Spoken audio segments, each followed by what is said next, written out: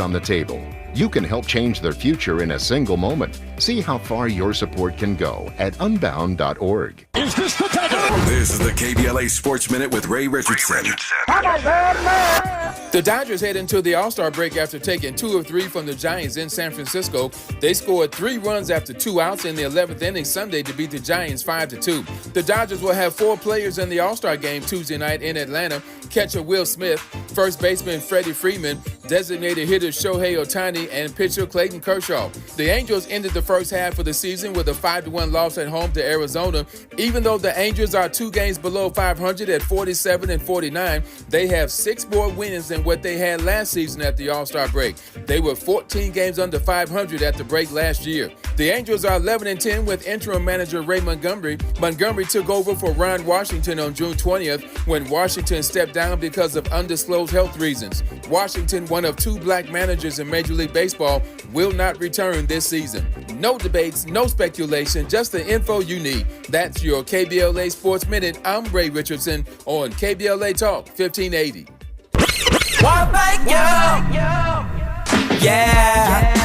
At KBLA Talk 1580, we're proud to be celebrating 4 years on the air, but we know we could not have made it this far without you. We work hard every single day to curate conversations that will enlighten, encourage, and empower you. So, from all of us at KBLA Talk 1580, a big thank you for your love and support. You don't know how much you mean to me. And by the way, if your smartphone did not update automatically, be sure to download our brand new KBLA 1580 app. We think you'll love all the new features, including new ways to send us photos and video in real time, whenever news breaks, while we're on the air. It's a new dawn, a new day for KBLA Talk 1580, and we're glad you're on this journey with us. You never turned away, you were right there. Thank you, thank you. 1, 2, 3, go. Ha ha.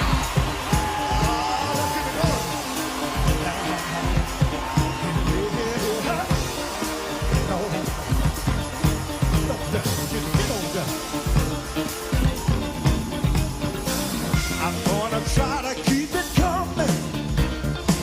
Things ain't always smooth, but I'll be alright as long as I can find the groove. Yes, I will.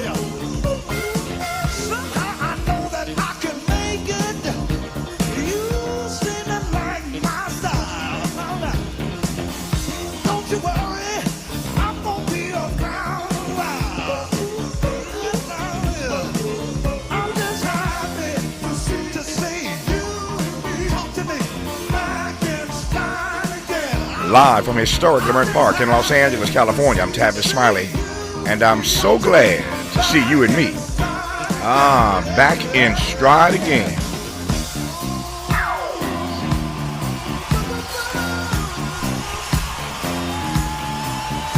Before we get started with today's show, let me invite you to follow me on Facebook and Instagram at The Real Tavis Smiley, and get updates on X, that's formerly Twitter, at Tavis Smiley. By the way, should you miss any part of today's program or want to catch up on previous shows, you can always visit thetavismiley.com.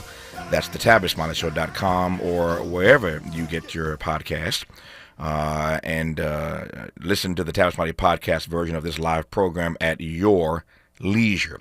Another great show on tap for you today. In our second hour, organizers and now co-authors Chanel Matthews and Marzena Zukowska share their new book, Liberation Stories, Building Narrative Power for 21st Century Social Movements. And then in our third hour, the founder of Civil Rights Corps, Alec Karson, takes us inside his new text, Propaganda, How Police and the Media Manipulate Our News. 2 books with 2 titles that tell you pretty much what you're going to get in hour 2 and hour 3. Once again, hour 2, Liberation Stories, Building Narrative Power for 21st Century Social Movements. And hour 3, Propaganda, How Police and the Media manipulate our news. But in this first hour, two more conversations on the B side of this hour. We'll talk with our regular contributor, Ruben Navarrette Jr. We'll talk politics with him, that is. I think my conservative brown brother may finally believe, that Donald Trump has gone too far. I was waiting for this moment. I've been reading his pieces. Of course, he is the most widely read Latino columnist in the nation, courtesy of his Creators Syndicate piece every week. But I saw a piece a couple of days ago which suggests to me that he may finally believe that Donald Trump, even as a conservative, has gone too far. We'll find out on the backside of this hour. Again, I think that's what I believe. We'll see. We commence today's show, though, in conversation with renowned professor, award-winning talk show host, and founding director of the Karson Institute for Race, Peace, and Social Justice at Loyola University Maryland, Dr. Kaye Wise Whitehead. Before I bring her online, a couple of days ago while I was away, a very well-known American said something that sounded just like Kaye Whitehead, sounded just like Tavis Smiley, something we've said time and time again, ad nauseum, ad infinitum. We've said it so much. And so somebody took the microphone a couple of days ago and said the same thing we've been saying. The difference is the person happens to be a Supreme Court justice. What keeps you up at night? I would say the state of our democracy.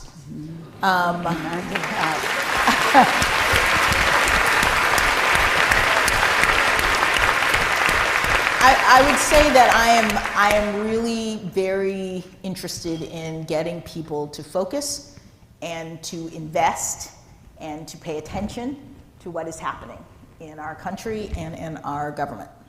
It is one thing, Kaye Wise Whitehead, for you, me, or others to talk about the fragility of our democracy. It is quite rare, if I can say it, quite rare that a sitting U.S. Supreme Court justice grabs a microphone in front of a live audience and says, I'm concerned about the state of our democracy to the extent that it keeps me up at night. Pretty powerful, Kaye. So first of all, thank you so much, Tavis, for allowing me to be with you. It is always a pleasure to join you by way of Baltimore City.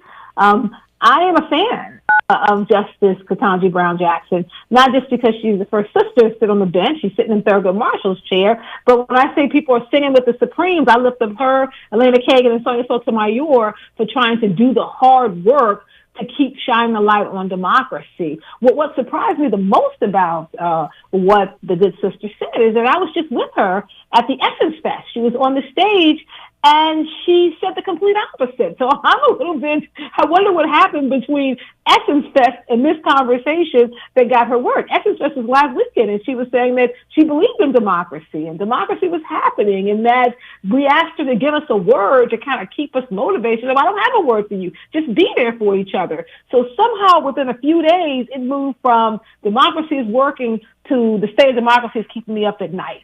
That is actually, that little space in the middle, that between space, has me worried. Exactly what happened to have her move from one position all the way to the other one. So you're breaking news, at least breaking news to me. I missed her Essence comments. I heard nothing about that, and maybe that's why I didn't hear anything about it, because it wasn't cutting against the grain, and maybe that's why it was not cutting at all. Yeah, maybe exactly, not cutting at all, grain against the grain or anything else. Maybe that's why I didn't hear about it. What do you then make of this? I want to call it. I'm about to call it a 180. And yet, I would agree. Yeah, tell me more. So I want to let people know that first, because you always have to say this, I am a fan of Justice Ketanji Brown Jackson. We were at Essence Fest. She was on the big stage. And so on the stage, she was talking about her book, but she was also being questioned just about, what was happening behind the scenes. You can't talk about current cases, but since she does write so strong in her dissent, it was the questions asking, hey, talk about the dissent. You have spoken about your concerns through your dissent, and she did not go there. She said, well, if I wrote it, that means that's what I agree with. And I believe that democracy is working, and this is not what keeps me up at night. And the fact that we have a very cordial relationship. We have lunch together once a week, and we won't talk about politics. We talk about our kids and our families because we're going to be together for a long time. And many of us were in the audience frustrated, saying, you can't tell me that you're sleeping at night. No one who believes in democracy is sleeping at night because it is so stressful. So to see this turn was, I will say, shocking for me. Mm-hmm. And it made me wonder what else has happened. Of course, things happened there before they happened here. What else happened where she's actually speaking? Because I thought when she didn't say anything from the stage at Essence Fest, I said, well, maybe she really can't talk about it. Mm-hmm. But she did. So now I'm saying, what happened? So when we come, when we come forward, I want to tell you what happened. What happened, at least as far as I'm concerned, as far as I see it. And the short answer to what happened is maybe nothing happened except for what did happen. I know that's confusing you, right? So just stick around. I'll explain that in just a second with Kaye Whitehead on Tavis Smiley. From Leimert Park with love, this is Tavis Smiley. Hey, listen to this. All I needed was a new starter. Got a great deal on eBay. Did it myself. Yeah, that's cool. But how about the soft purr of an upgraded exhaust when it fits just right? For me, it's the little things, like these new windshield wipers from eBay I installed. From small fixes to big upgrades, eBay has all the parts you need at prices you'll love, guaranteed to fit every time. eBay, things people love. Eligible items only. Exclusions apply. Why'd I go to the doctor? My heart would race just taking my son to practice. It didn't feel right. So I got checked out.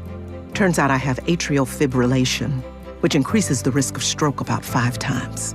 Symptoms like irregular heartbeat, heart racing, chest pain, shortness of breath, fatigue, or lightheadedness can come and go. But if it's AFib, the risk of stroke remains. If you have symptoms, contact a doctor. I'm so glad I did.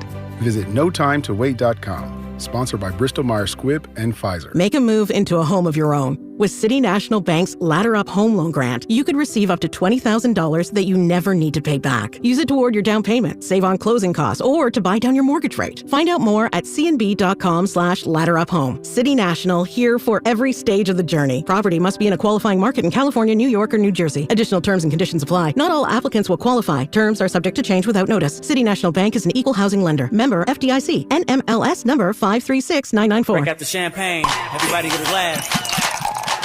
Tavis Smiley is now ranked number 16 nationally and the highest rated talk show hosted by an African American on the 2025 Talkers Heavy 100 list of the most important talk radio hosts in the nation. Last year, Tavis ranked number 33 and the year before, number 45. The Tavis Smiley Show has rapidly expanded its national syndication to now include nearly 50 radio stations across the country and counting. Congratulations, Tavis. Yay, yay!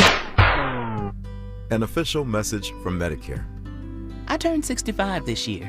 I knew it was time to figure out Medicare, and I had questions, like when to enroll and how to enroll. So I went straight to the official source, Medicare.gov, to get the facts about Medicare.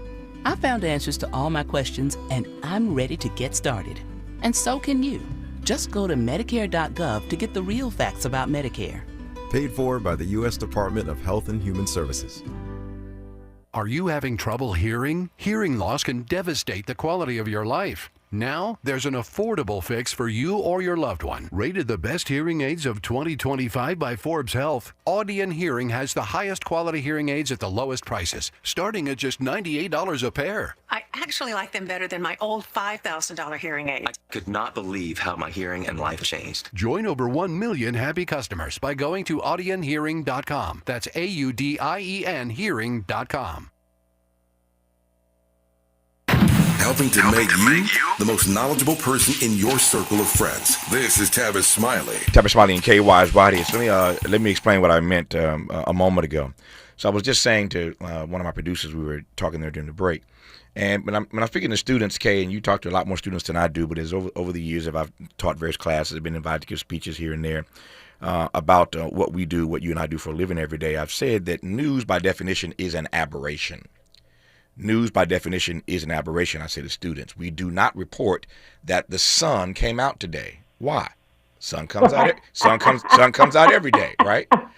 Right. If the sun don't show up for a couple of days, it's breaking news. We ain't seen the sun in 24, 48, 72 hours. So news, by definition, is an aberration. What KBJ said in New Orleans at the Essence Festival is what is expected. It's no different than every president, Democrat or Republican, who lies every year. when they stand up and say the state of our union is strong. It's a lie. Right. The state of our union is strong. No, it's not. And the evidence is incontrovertible to suggest otherwise. Now, if the president stands up and says the state of our union is messed up, we are in trouble. We going down the rabbit hole. Our democracy is on the precipice. If a president will ever say that, now we got international news. It's not the same standard line, the same lie we get every year that the state of our union is strong. So what KBJ apparently said in essence didn't make news because it wasn't aberrant in any way, right? But then she goes to Indiana. And let me just tell you, obviously, I know something about Indiana, as this audience knows why. I am from Indiana. I'm a graduate of Indiana University. My mom and daddy and all my siblings are where right now listening in Indiana. It's my home state. Nobody knows Indiana like I know Indiana. Now, having said that, go with me here, and I hate to say it, Kay. The audience that she was speaking to in New Orleans is very different than the audience she was speaking to, a bunch of white folk in red state Indiana. It's a very different audience. When you said you don't know what happened, I know what happened. She spoke to two different audiences in two different places. Now, what complicates it is you heard on the clip that after she made the comment, there was applause in the audience. I'm not there. I can't tell you whether that applause represented 10% of the audience, 20%. The audio makes it sound like it was a bit, there were a number of people clapping, but I'm not there to tell you what that applause represented. What I can tell you is that the audience at the Essence Festival and the audience at a bar association in Indiana are two very different things, again, in a very, very red state. That's the only thing that I can see that changed between the speech in New Orleans and the speech in Indianapolis. You tell me what I'm missing. No, I absolutely would agree with you. And I invite people because I think that people have to, this is a role of a journalist, cite your source. Yeah. Where are you getting this from? I invite people to go online. The Essence interview she did with Lindsay Davis from ABC News is actually online. People can watch it for themselves, and they can hear some of the frustrated groans in the audience. I think because we wanted more. Mm-hmm. Given everything that is happening from this particular SCOTUS, who I really would argue that they're living their best lives through Donald Trump, the six of them that agree with everything he's doing, that we wanted to hear more about these incredible scathing dissents that she is writing. Her dissents are fire. Like when you think about what Thurgood Marshall said a good dissent does, it lays breadcrumbs for future generations to overturn what's happening at the moment. That's what her dissents are going to do. She is laying down the breadcrumbs so that when the next generation comes on and they're trying to overturn everything that this SCOTUS is pushing through, they will have a pathway to do that. I mean, she's writing dissents away from the dissent team. Like Sonia Sotomayor writes a dissent for the whole, and she separates and do her own dissent. That's the KBJ I wanted, the one that's writing those fire dissents, saying, you know what, no, I'm standing alone and I'm telling you how destructive this is. She is powerful in her writing. She is truly a trial jurist at heart, and you can see that in the fact that she's, spoken 79,000 words since she's been on the bench. Like, she is the most outspoken and vocal jurist on the bench, and that is because of her training and because she's so intelligent and sharp with the issues. So comments are flying, as you might imagine, given this conversation that we're having. I'm getting it from everywhere. Let me just read one right quick, and I want to move on to cover some other stuff because there is an antidote to our democracy being on the precipice, and Kay and others are working on that. I'll let you know what they're doing here in just a couple weeks, in a moment here. Tavis, black women elect presidents, and so they know, that is the good white people know, that there is power there. And that if black women focus, just like Stacey Abrams did, black women can burn this situation down. I believe... All the way down. Yeah, all the way down. I believe that Justice Jackson was sent to Essence to calm black women down. Ooh. And talk us off the ledge. That's what she did. And then she went back to Washington, the Supreme Court, and Amy Coney Barrett let her have it in writing against those dissents, or the Supreme Court has just gone too far to the right. And she says, or, let me back up. She says, or, so she mentions the Amy Coney Barrett point. Then she says, or, Tavis, the Supreme Court has just gone too far to the right, and KBJ had a Christopher Columbus moment. In other words, she discovered America. Yeah. Oh, yeah. Okay, I think I'm going to say that with the statement that has come forward, it's two different things. Mm-hmm. And I think people would be not surprised. I think it's a point of knowing. I mean, kind of like your family, my folks too. Sometimes you don't have to tell us the sky is blue. Like, we can look up ourselves and we can see it. Yep. So you can just compare the two comments, because I know I'm not off on this, because I study this and I talk about this and I've been reflecting on this. But I invite people to go, because it's two different audiences. You said that, but it's two different versions of America. Don't tell me that democracy is working. I can see that it's not, right? Yeah. I mean, I'm watching what is happening. I have family and friends that are now not even coming out of the house for fear they're going to be stopped and snatched up. Don't tell me democracy is working. Like, I know it's not. Yeah. Tell me what keeps you up at night. And the thing that's keeping you up at night is the thing that's also keeping me up at night. Yeah.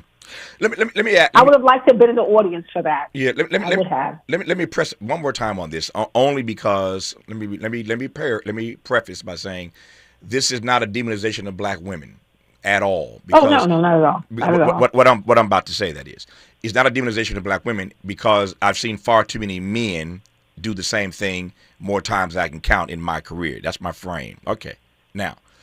This comment, as we're talking now, that KBJ made at Essence, which is fundamentally different, a 180 from what she said to a white audience in Indiana, reminds me of Kamala Harris.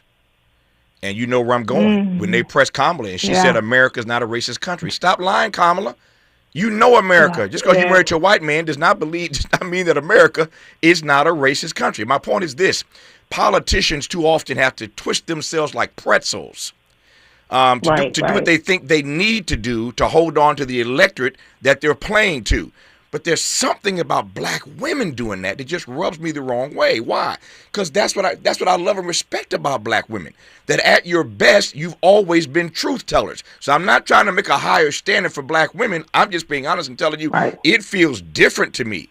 That's like my mama lying to me.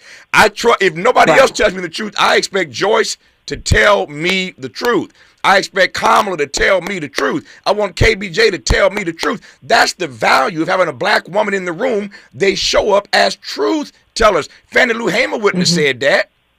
Ida B. Wells wouldn't have said that. So, I'm not naive. I understand the political frame that they're in, but I don't believe that the frame that you're in justifies you being a little less than honest to me. I'm sorry, Kay. It's all yours. No, I actually found it was surprising, and maybe because I'm on the outside, and we all have colleagues we don't get along with, to hear that you all sit down and have lunch together, and you talk about family, friends, vacation. I'm like, it's interesting that I feel that the world is metaphorically on fire, and some people are like having shopping sales, and some people are sailing, while the rest of us are out here swimming for our actual lives. And if I'm going to speak with any community and stand with any community, I'm speaking with the people that are trying to do their best to scoop the water out of the boat because they are aware they're on the lowest deck and the boat is going down. I appreciate her dissent. I appreciate the work that she does. I am concerned that in that audience, I would have preferred the Ketanji of your people's folks and where she was than the Ketanji. I mean, because, I'd read her book. Her book came out last year. So we're back at a book talk for a book that came out. Put the book aside. Tell us. There was one story I will tell you, and this is where I'll end, that story that she tells in her book. She told it from the stage again about, being at Harvard as an 18-year-old, feeling confused, and, the mystical, magical black woman who walks along and says persevere, that she's never seen again other than that moment. Lindsay used that to ask her, hey, given the fact that this black woman showed up when you needed and told you the word persevere, what is the word that you have for us? And she said, I can't think of a word. I think you should just be there for each other at this time. I'm like, not one word at this moment? Like nothing? Even persevere. Give us the word that the magical black woman gave you. Persevere. That was just an interesting dichotomy for me to think that you received this word and now here we are asking for just one word at this moment. Yeah. Because it feels very difficult to hold on right now. I'm thinking that a sister of a particular stripe may have had her Essence Festival ruined after that presentation. You go to Essence, you go there for a good time, and you got to process that the rest of the time you're there. The KBJ just didn't show up the way you expected her to show up, and you got to spend your next 3 days in New Orleans trying to process all that while you getting your party and drink on. I ain't mad at you, but anyway. All right, I will leave that there. The good news is there is an antidote. There is an antidote. There is a response to what KBJ did not say, apparently. at the Essence Festival in New Orleans, and it's called Democracy Defenders, the Summer Seminar and Summit. And I love stuff like this because there's a whole lot of other brilliant, I say other because KBJ is brilliant herself. Kay and I agree. We love KBJ. Brilliant. She's brilliant, no question. But I love. As a matter of fact, when these cases come out, I like to read her dissent first, right? I just love reading her dissent. They're amazing, man. So anyway, thankfully, there are a bunch of other brilliant black women who are going to be at this Democracy Defenders Summit, Seminar and Summit, along with some pretty smart black men as well, to offer a response. Again, what was not said from the stage at Essence. Tell me more about this, Kay.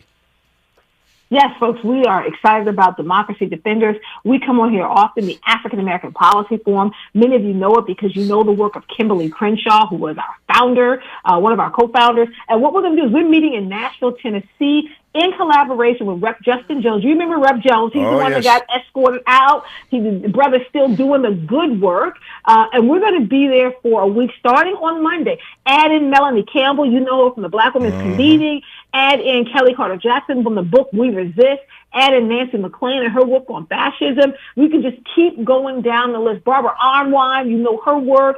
Everyone who's kind of thinking about these issues at this moment, we're going to be in Nashville, and we're opening up for other people to join us. We start on Sunday, we end on Friday. It's a whole week of deep diving into these issues and preparing ourselves with workshops, preparing ourselves with tools, so we can make sure that everything we need to do to help hold on to democracy. And I'm going to say something that Janae Nelson from LDF said, Legal Defense Fund said. She said, look, we don't need a new reconstruction. We need a reinvigoration. We need to actually tear this down and start over, because what we have now is not working, and what we had before J20 wasn't working either. We need to rethink and revisit the entire understanding of democracy. And we start on Sunday. And then we'll pick up in August. We'll be at Marcus Vineyard virtually. You can join us August 10th. So if you can't come in person for Critical Race Theory Summer School Part 1, Democracy Defenders, then join us for Part 2 virtually August 10th.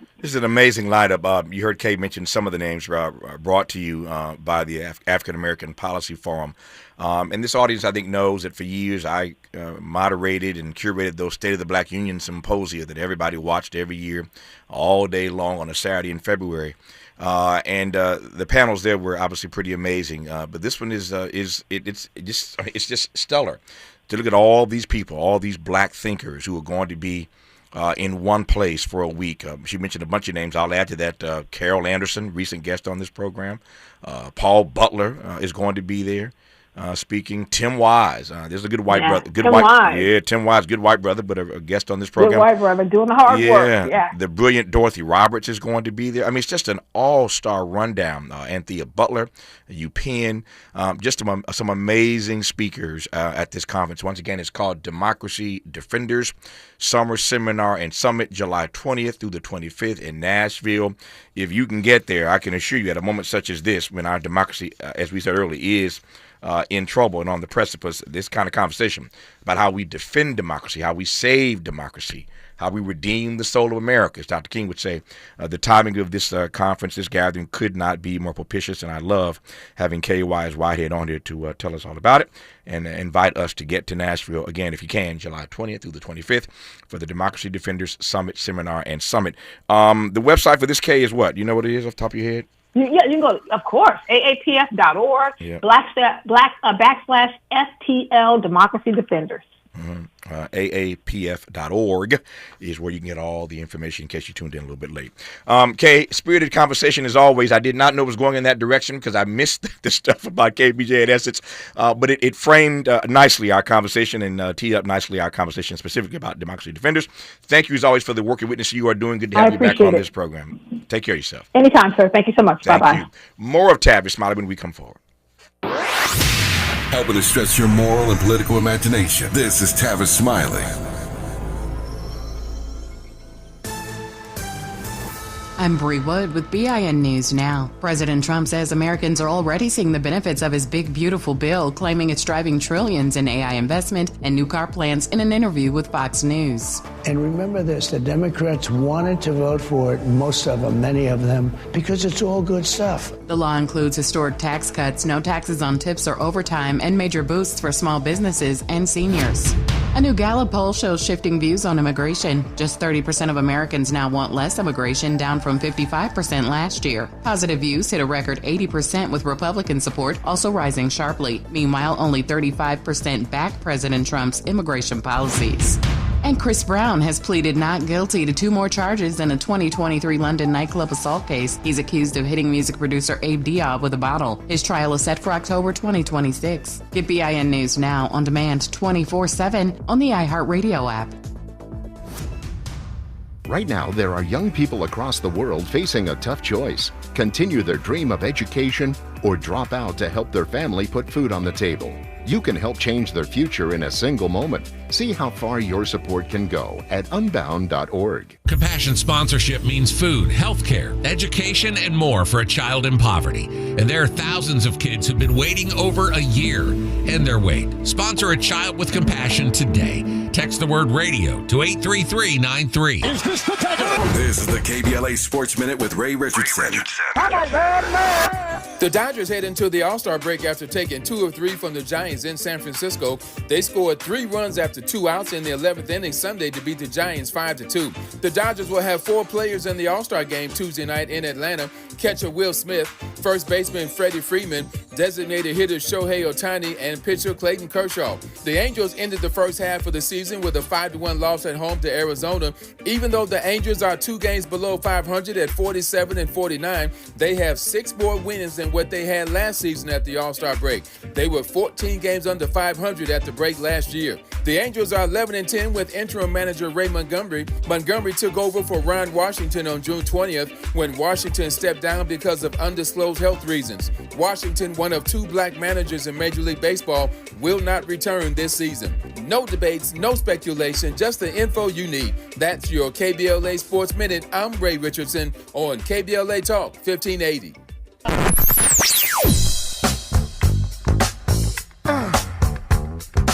This is KBLA Talk 1580. Talk radio. That's music to your ears.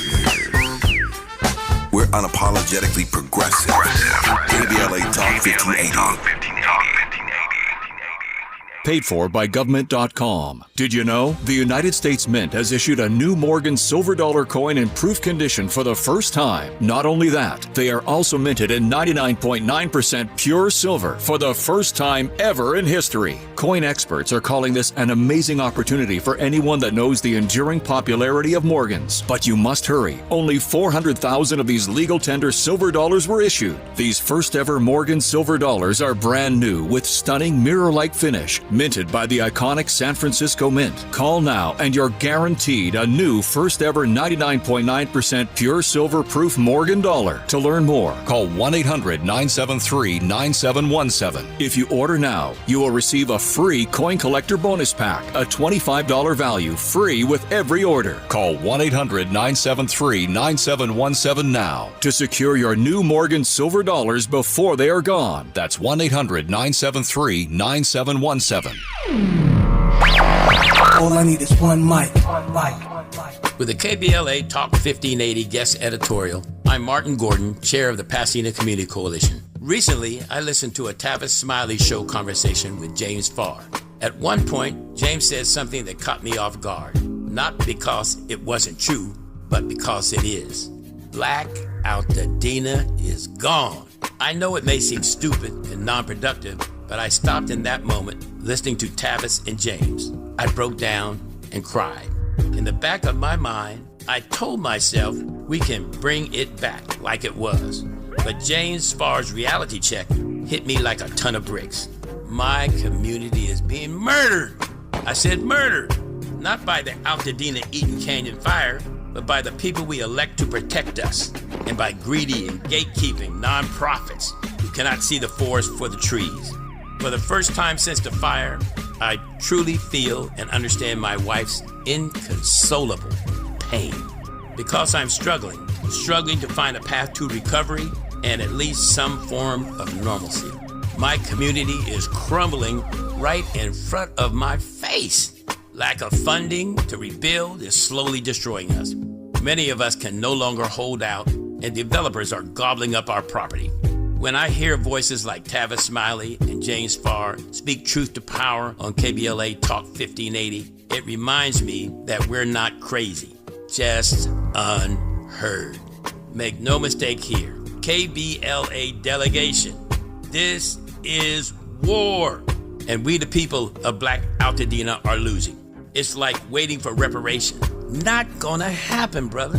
In this new orange man world, no one, no entity is persuaded by right or wrong. There is no consequence for doing the wrong thing and no accolades or support for doing the right thing. Will war-torn Black Altadena survive? Your guess is as good as mine. But what have I got to lose? I'm in my 70s and don't have time to wait. Dr. Martin Luther King Jr. once suggested that riots break out when people have no hope. But there's nothing left to burn down in Altadena. I wish I could say I remain hopeful that my beloved community will rise again like a phoenix from the ashes. I wish I could. With a KBLA Talk 1580 guest editorial, I'm Martin Gordon, chair of the Pasadena Community Coalition. Pasadena Community Coalition at gmail.com. Reach out to me. As always, we welcome your feedback.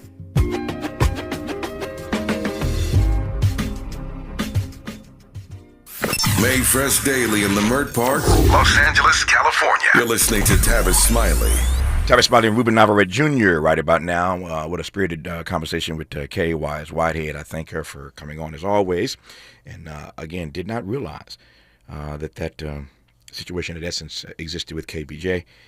Did know, of course, about her speech in Indianapolis, and we've been talking here in the studio still about how you square those two things. I was saying a moment ago to one of my colleagues, I think what may have gotten her back up, got her ire, was after Amy Coney Barrett went after her publicly for what KBJ had written in one of her dissents at the end of the term.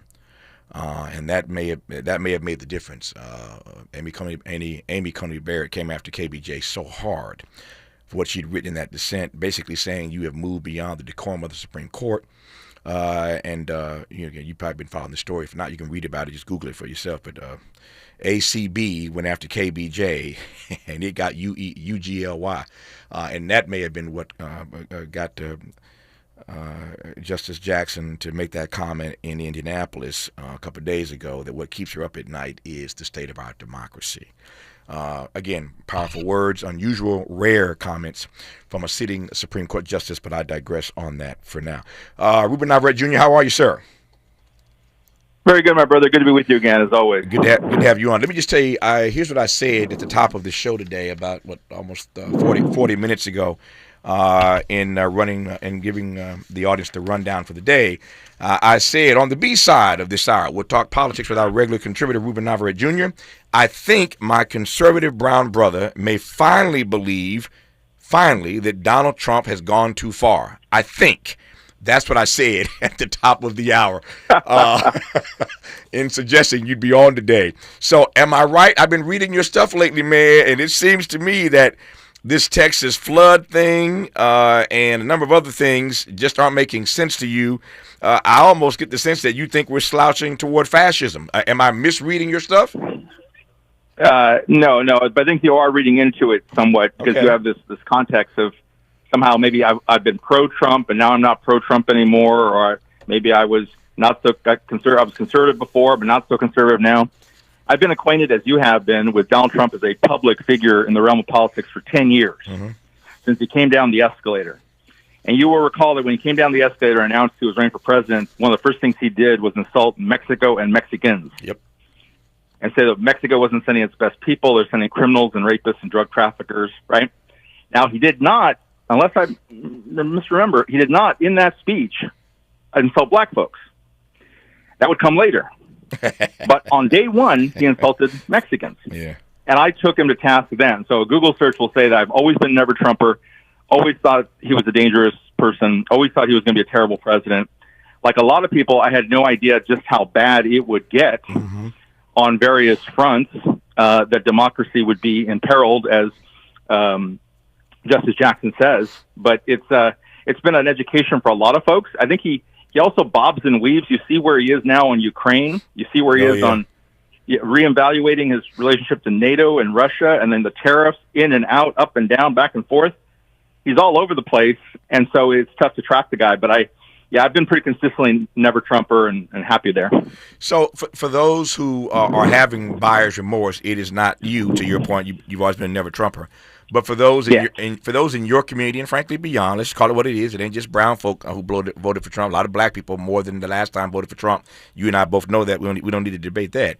So again, it's not just brown people. But for those who are having buyer's remorse, what campaign to your mind were they watching where they didn't expect this of Donald Trump? I mean, and to suggest it's worse than we thought, maybe it is worse than we thought, but worse is pretty bad enough. It ain't got to be worse than we thought. The worst that he promised was bad enough before you get to the more than we thought.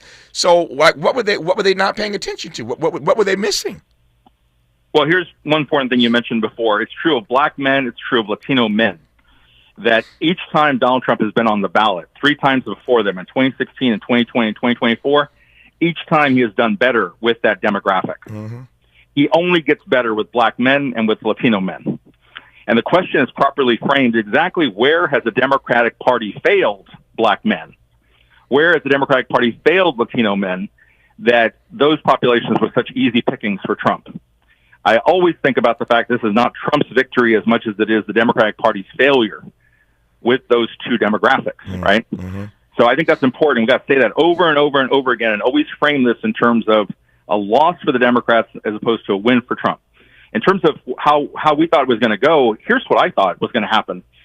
I thought we were going to have the same democracy we've had in this country, the same system of checks and balances, the executive, legislative, and judicial that we've had for 250 years. And I thought that the lawyers would keep him in check like they did in the first time around. I didn't realize he'd go after the lawyers and paralyze them and threaten them, take them off the board. I thought the judicial branch would keep him in power or keep him in check and out of, abusing his power. And I was wrong about that. So I would say this. I always thought, I won't say he's meaner and crueler and more despotic than I thought he was going to be, but I really did think there were going to be checks and balances on the guy. Because I'd already gone through this once before, and during the first term of Trump, there were checks and balances on Trump. The ACLU sued Donald Trump. They're doing it again now, good for them, but they sued him over the immigration policy. Of course, they also sued Biden and Obama over the same policy. But this is I think, important to note. There's supposed to be guardrails for him, and he took them down. I'm asking you. I got two questions top of mind right quick here. Let me ask this one first. Sure. And I'm asking it in part because you used the word imperiled, and I'm asking it also in part because your politics clearly are not the politics of KBJ, and that's okay. Her politics are one thing, and of course she pushed back on the word politics. She's a Supreme Court justice, but it is what it is. We see her politics in her writing. So the point is that the way she sees the world and the way you see the world politically are not the same. Okay, I accept that. My question is whether or not both of you believe that our democracy is at this moment, to use your word, imperiled. Yes, because there are rules and norms and traditions and laws to be followed. If you look just as what's happening, you and I have not spoken since, I believe, the siege of LA began almost now 40 days ago. The invasion of Los Angeles by the federal government. It is hypocritical and a lie for Trump and MAGA to say, you got to come to the country legally and follow the rules to get here, but when the time comes to remove you, we're going to break the rules to get rid of you. So the rules only seem to apply to Trump's opponents, his adversaries. They never apply to Trump or the people who work for Trump or the cabinet secretaries. They break the rules. They break the law. Yeah. A federal judge has said they broke the law because as African Americans and Latinos both know all about racial profiling, we've written several books about it. We know all about it. And a judge said recently, a federal judge, that blocking the immigration order, the immigration enforcement actions in Southern California, because it's based on racial profiling. Yeah, powerful point. Hadn't thought about it quite that way, but Ruben, again, has a way of putting his finger on the pulse. on many of these issues. You have to follow the rules if you want to come here, but we can break the rules to deport you. No fundamental fairness in that. I digress for now. When we come forward, Ruben made a powerful point a moment ago that I want to give him a chance to, again, to unpack for us. And I've been wrestling with this since he said it. Not wrestling with it, but just marinating on it. That it may represent a loss for Democrats more than it does a win for Trump. That every time that Trump has run 16, 20, 24, he has done better with black and brown men in particular at the polls. So Ruben's point is that the Democratic Party has to address the question of how they have failed these particular constituencies. I would dare not ask Ruben to speak for black men. I can do that myself. But I do want to ask him how Democrats, to his mind, have failed Latino men. We'll do that when we come forward on Tavis Smiley. From California to the Carolinas, everybody's listening to Tavis. More when we come forward.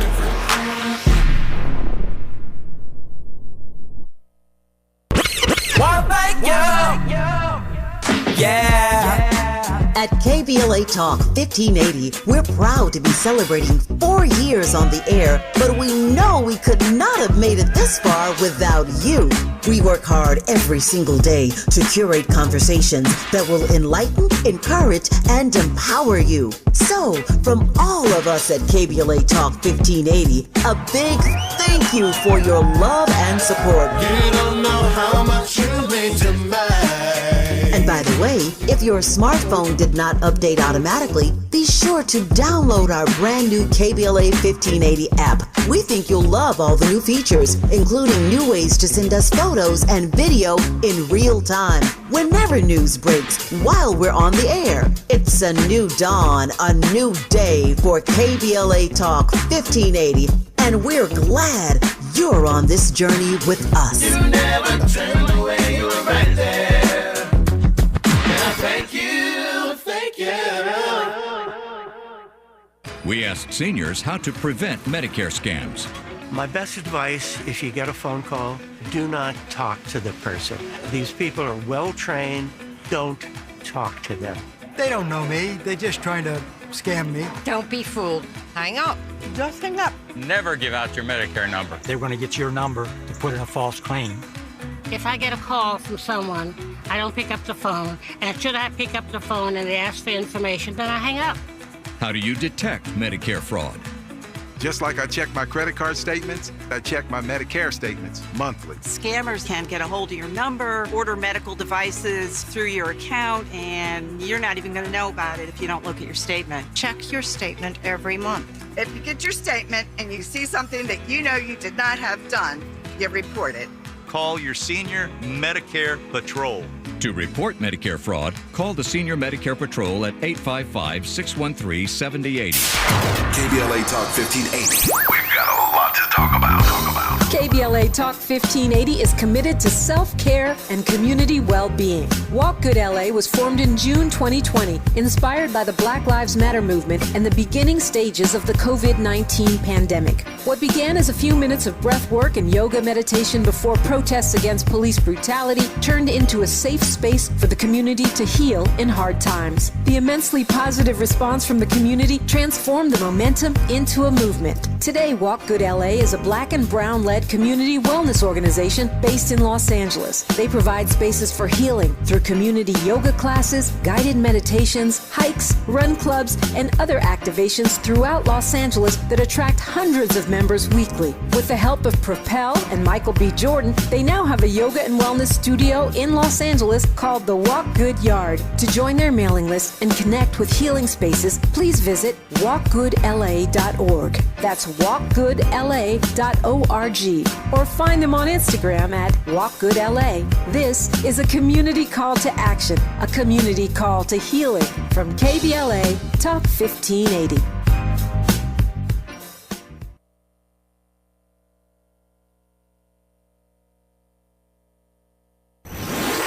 Let's get back to more of this rich dialogue with Tavis Smiley. Tavis Smiley and Ruben Navarrette Jr., nationally syndicated columnist for the Creators Syndicate, making him the most widely read Latino columnist in the nation, and host, of course, of the very popular podcast, Ruben in the Center. All right, Ruben, watching my time, I want to cover a few more things with you. In what ways, to your mind, have Democrats failed Latino men? And again, in case those there are people listening who just tuned in, Ruben said earlier in our conversation that in some ways Trump gaining more votes from Latino men every time he ran, 3 times, 16, 20, 24, gaining more support from black men every time he ran. In some ways, that's not necessarily a victory for Trump as much as it is a loss for Democrats. It speaks to the fact that Democrats have failed these two constituencies. So I ask Ruben now how he has failed the Latino male constituency. Well, you're right. There are parallels between the two constituencies. Speaking only for Latino men, I'll say that 1968 was a remarkable year. The candidacy of Robert Kennedy, where he approached both black and brown communities, and he said one thing. Actually, he asked them 2 questions. What do you need and how can I help? Mm-hmm. What do you need and how can I help? The Democratic Party would do itself a lot of good if it took several humility pills when they approached our communities and didn't sit there and lecture us about what it is they think we need and want, but rather simply listened to our answers to those questions. Ask us, what do you need and how can I help? And then to bring it and deliver it.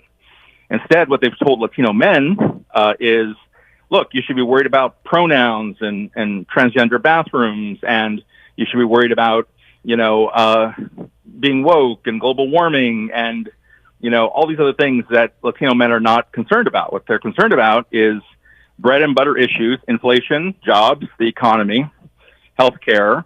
Not even immigration makes the top list. It's the top of the list. It's those bread and butter economic issues.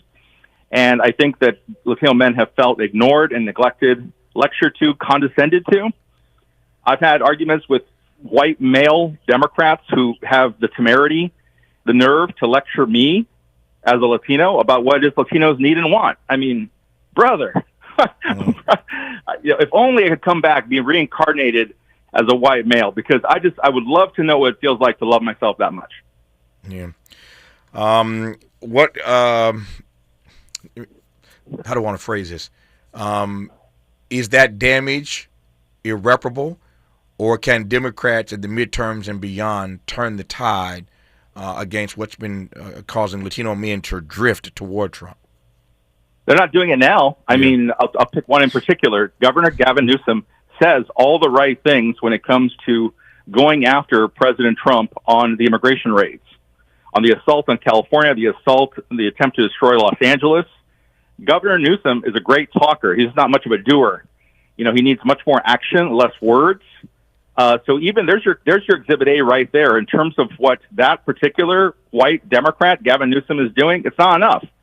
And so a lot of people, I think in my community, certainly probably yours too, feel under siege. We feel attacked. That's why, Justice Jackson's words really resonate. People are looking for somebody to defend us. Will somebody please stand up and defend us?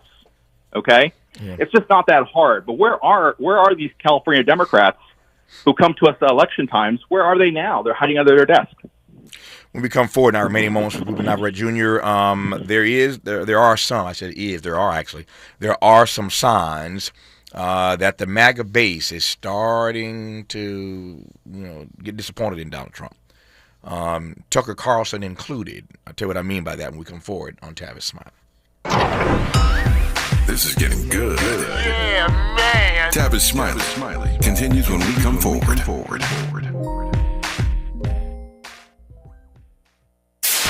KBLA Talk 1580. We've got a lot to talk about. KBLA Talk 1580, connecting you with services and solutions. The Autopsy Initiative provides a second autopsy free of charge for victims' families who have lost their loved ones due to a police-related death. The services offered through the initiative include the completion of a second autopsy, disclosure of preliminary findings, and a final autopsy report.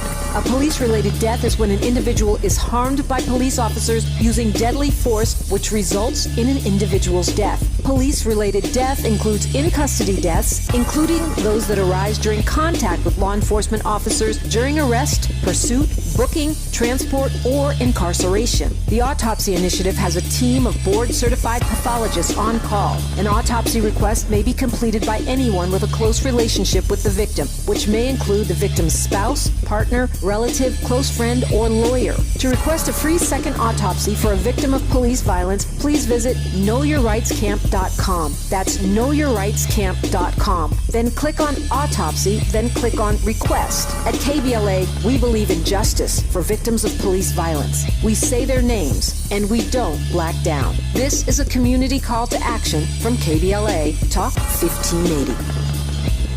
If you're like me, 60 and retired, making ends meet, especially here at the supermarket and drugstore, is tough. I'm so blessed to have found benefitscheckup.org. It's a free and confidential website from the National Council on Aging that connected me to $1,200 a year in programs that help pay for food, medicine, utilities, and more. Maybe it can help you. benefitscheckup.org. You know where you want to go in life, and City National Bank can help. City National knows the dedication it takes to build your vision for the future into a reality, and our team is here for you. We have a wide range of options to help, from personal savings accounts to interest-bearing money market savings accounts and more, all designed to help you get where you want to go. City National, here for every stage of the journey. Learn more at cnb.com. City National Bank is a subsidiary of Royal Bank of Canada, member FDIC. Paul's new drone startup just lost its most genius computer scientist. We just lost our best genius to some new genius who's got a genius new idea. I'm going to have to find a new genius, or two half-geniuses, and fast. He needs a computer scientist that can keep his startup from falling down. I need Indeed. Indeed you do. When you sponsor a job on Indeed, it's easier for talented candidates to find it, which makes it easier for you to hire them. Visit Indeed.com/credit and get $75 towards your first sponsored job. Terms and conditions apply. Sometimes he fails at fitting in, but we're okay with that. You're inside the Tavis Smiley Show. So, Ruben, I got 3.5 minutes here left. You're reading the same stuff I'm reading every day, and it seems to me that this MAGA base is starting to rebel, and maybe rebel is too strong a word, but their ire is starting to show over amnesty, over Iran, and certainly over these Epstein files. I didn't know this Epstein file stuff would get his MAGA base so riled up. I'm not even sure I even get it, but they're starting to roar a little bit, Ruben. This MAGA base. Yep, I get it and I love it. And one of the reasons I love it is I always learn more from red on red violence or blue on blue violence than I do the old red versus blue stuff. And if you look at this, you see that it's really a statement as to how inept the Democratic Party is. That the Republican Party is now left to fight itself. And the struggles on tariffs, on Ukraine, on Iran, as you said, are all coming from within the House. The call is coming from inside the House, right? And it's coming from within MAGA. And the funny thing about the Epstein files is there's a lesson in here, and that is, as a politician, it's probably not a good idea that you start a fire unless you can control that fire. And so what Trump did, and all the MAGA people, Dan Bongino and others in the media, and Laura Ingraham and others, in the Republican right-wing media, they all stoked these fires over the Epstein files because they thought that most of the people who were going to be on this list of sex offenders, of people who basically sexually assaulted children, it is alleged, were mostly Democrats, not just Democrat office holders and former office holders, maybe even former presidents, but also just Democrats from the tech world from other places, and Hollywood and Silicon Valley and the like. And so they pushed that really hard. And now that they're in power, they're backing off of it. And AG Pam Bondi is in a disagreement with Don Bongino, who's the deputy director of the FBI. And you're having this MAGA civil war going on because some people want to release the list and other people are saying, what list? Yeah. We lost the list. We can't find the list. Yeah. Great to watch. I quote now from Tucker Carlson right quick here.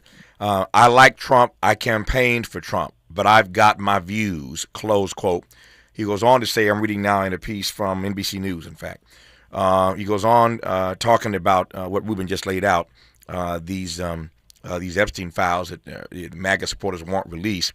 Donald Trump suggested a couple of days ago in a cabinet meeting that it was a desecration. A reporter asked about this, as you recall. Trump says it's a desecration to ask about Epstein after flooding in Texas killed dozens of people. Trump used the word desecration. So Tucker responds in this NBC News article by saying, and I quote, "It's not adequate to say anyone who asks questions is somehow desecrating the memory of little girls who died in Texas. I don't care who gives that answer. That is not acceptable. I don't care who gives that answer. That is not acceptable." Close quote. That's Tucker Carlson going in on Donald Trump, who he says he likes and campaigned for.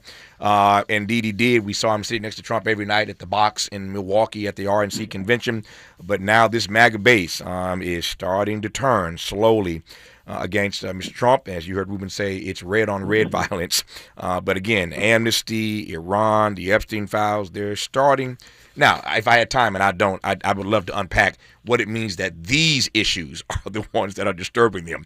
Not cutting SNAP programs for kids, not cutting Medicaid for seniors and the poor. Don't get me started. But this is the nonsense that's got MAGA riled up. I ain't got time. Ruben, we'll do it again next time, my friend. All the best to you. Thank you for your time.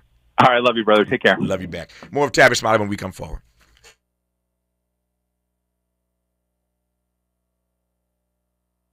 KBLA 1580 Santa Monica.